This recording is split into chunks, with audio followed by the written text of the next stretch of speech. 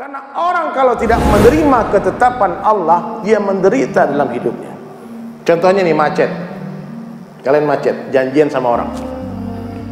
Kata orangnya, jam 12 on time ya bro. Kalau ente nggak datang jam 12, ya pak, buka matanya pak, jangan tidur pak. Kalau ente nggak datang jam 12, cancel bisnis. Sementara akad bisnis ini kalau jadi nih, untung 1M. Jam 12 kurang 5, macet total pak. Padahal estimasi kita udah sampai, tahu-tahu ada kecelakaan mobil. Wah, nggak mungkin mobil kita di jalan tol, mau keluar dari mana? Akhirnya stuck itu mobil di sana. Orang yang tidak beriman, dia akan gelisah waktu itu, dia akan stres waktu itu, akan panik waktu itu. Waduh bro, 1M nih hilang nih. Aduh. Sementara mobilnya nggak bisa terbang. Mobilnya masih di sana juga. Dia gelisah, dia panik, dia susah, sempit hati, tapi keadaan tidak berubah. Tapi orang yang beriman, ketika mobil itu macet, dia katakan, untung macet. Ini pasti yang terbaik dari Allah. Maka dia selesaikan dengan duduk berzikir kepada Allah, mendengarkan Al-Quran di mobil. Tenang hatinya. Karena orang beriman yakin rezeki tak akan tertukar. Dia terbaik.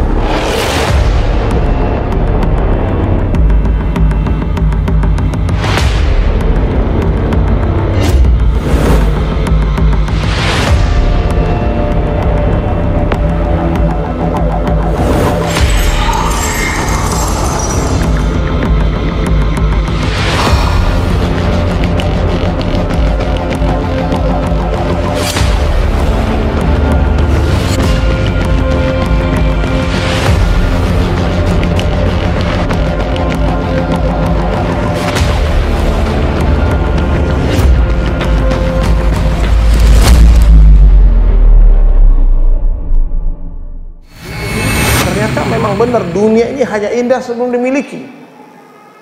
Makanya lebih baik nggak usah dimiliki pak, biar indah terus. Serius. Paham? Itu rahasia dunia. Dunia ini hanya indah sebelum dimiliki. Kalau sudah dimiliki biasa-biasa aja. Itu dunia. Makanya dunia ini pak, semakin dekat kita dengan dunia, semakin terlihat kekurangan-kekurangannya. Beda dengan Allah. Ketika kita semakin dekat dengan Allah, semakin terlihat kesempurnaannya. Maka orang yang beriman hidupnya tenang, bahagia terus, bahagia never end, non-stop kebahagiaan orang beriman. Tapi kalau orang mencintai dunia, semakin besar cinta kita kepada dunia, maka semakin besar kekecewaan yang akan menghantam kehidupan kita. Semakin besar harapan kita kepada makhluk, maka semakin besarlah kekecewaan yang akan menghantam kehidupan kita. Maka berharaplah hanya kepada Allah saja. Ya, orang kalau berharap sama Allah nggak mungkin kecewa, nggak mungkin kecewa. Kalau masih kecewa, berarti belum berharap kepada Allah. Orang beriman itu sangat baik sama Allah. Untung, gimana bahasanya ya? Untung bannya bocor. Jadi Rio ini pernah cerita sama saya dulu, dia punya teman, punya guru. Dia nggak pernah mengeluh. Jadi kalau ban motornya bocor, terus dia tambal di pinggir jalan itu, dia cuma bilang sama teman-teman, untung bannya bocor. Kalau nggak bannya bocor, kita nggak ketemu sama tukang tambal ini kan? Untung bannya bocor. Sangka baik kepada Allah. Kita nggak pernah tahu. Kemarin waktu sebelum berangkat ke Malang, saya janjian sama Bang Rio ini di Surabaya. Janjian mau keluar di tol Surabaya, mau ke Malang lewat tol. Tahu-tahu Pak Fadlah, nih ada di sini orangnya. Dia keluar di Kediri, Pak. Akhirnya kami masuk jalan kampung ke Batu, Pak. Mesti mas sampai di Malang itu di Google Map dari Bandung jam 1, akhir jam 5 kami sampai. Ya. Pas baru salah masuk jalan itu, masuk jalan kecil, jalan kampung. Mulai mengeluh, aduh, mau balik lagi gimana? Mau balik lagi gimana? Terus saya bilang itu, ini pasti yang terbaik. Ini untung kita lewat sini. Kalau nggak mungkin kita ketemu di sini. Akhirnya apa yang terjadi hadirin? Kita lewati jalan itu dengan penuh ketenangan. Karena orang kalau tidak menerima ketetapan Allah, dia menderita dalam hidupnya. Contohnya nih, macet. Kalian macet, janjian sama orang. Kata orangnya, jam 12 on time ya bro. Kalau ente nggak datang jam 12, ya pak, buka matanya pak, jangan tidur pak. Kalau ente nggak datang jam 12, cancel bisnis. Sementara akad bisnis ini kalau jadi nih untung 1 M.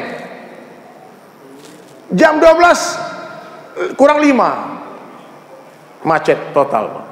Padahal estimasi kita udah sampai, tahu-tahu ada kecelakaan mobil. Wah, nggak mungkin mobil kita di jalan tol, mau keluar dari mana? Akhirnya stuck itu mobil di sana. Orang yang tidak beriman, dia akan gelisah waktu itu, dia akan stres waktu itu, akan panik waktu itu.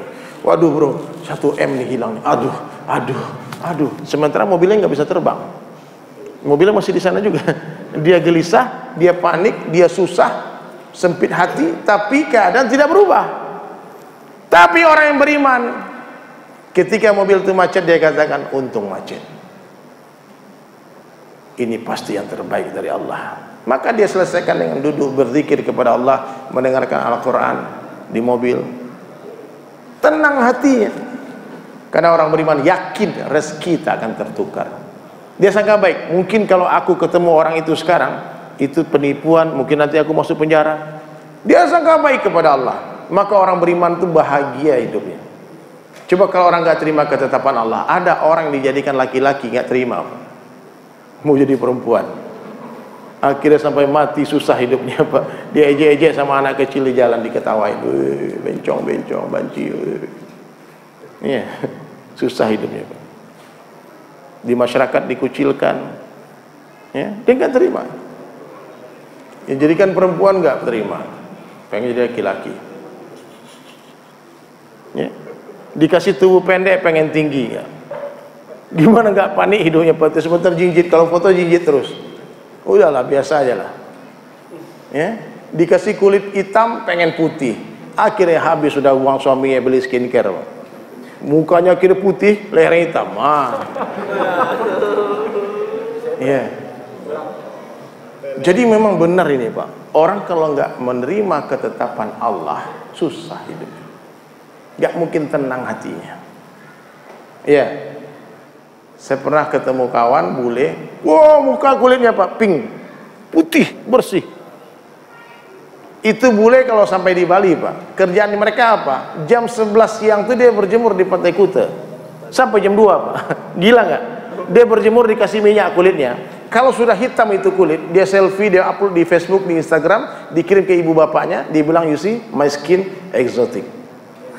Dia bangga kalau kulitnya hitam. Yang putih pengen hitam, yang hitam pengen putih. Itulah manusia. Yang rambut keriting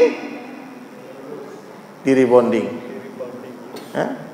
yang rambut lurus dikeritingin. Ini ada cerita nih yo. Saya pernah dakwah di Papua 2011 itu saya khuruj 4 bulan masuk pedalaman Papua. Jadi di Papua ini banyak cerita lucu-lucu ya Pak. Banyak mereka mau Papua ya, lucu-lucu yuk. Kalau kita hari-hari itu di masjid guling-guling ketawa mendengar orang Papua itu ngelawak. Jadi ada ceritanya orang Papua ini Pak. Orang Papua ini kalau mereka dapat duit, mereka tidurnya bukan di rumah Pak, bukan di honai, di got. Kenapa? Mabuk, cap tikus. Dia beli minuman, khamar, kemudian dia mabuk. Jadi suatu hari suami istri berantem. Kata istrinya nih, papa ini habis-habis uang, mabuk-mabuk aja, minum-minum terus, habis uang. Kata suaminya, hei mama yang habis-habis uang. Dibilang tiap minggu rebonding, lurusin rambut terus. Tunggu dulu papa, kita rebonding biar terlihat cantik di mata papa. Ngana pikir kita nih mabuk buat apa? Biar kalian cantik di mataku katanya. Jadi ternyata niatnya sama Pak. Yang mabuk niat supaya bini terlihat cantik, yang rebonding itu cerita Papua. Begitulah kenyataan Pak. Yang punya iPhone pengen Samsung, Android, ya. Yang punya mobil Jeep dia pengen sedan. Yang punya sedan pengen punya Jeep. Yang tinggal di pantai merindukan gunung. Kata orang pantai enak, orang gunung itu ya dingin sejuk. Di Batu tinggalnya, enak banget, bikin villa di Batu. Yang tinggal di pantai merindukan, yang berada di gunung merindukan pantai. Di pantai enak. Itulah dunia fata morgana, tipu-tipu, jangan tertipu daya. Makanya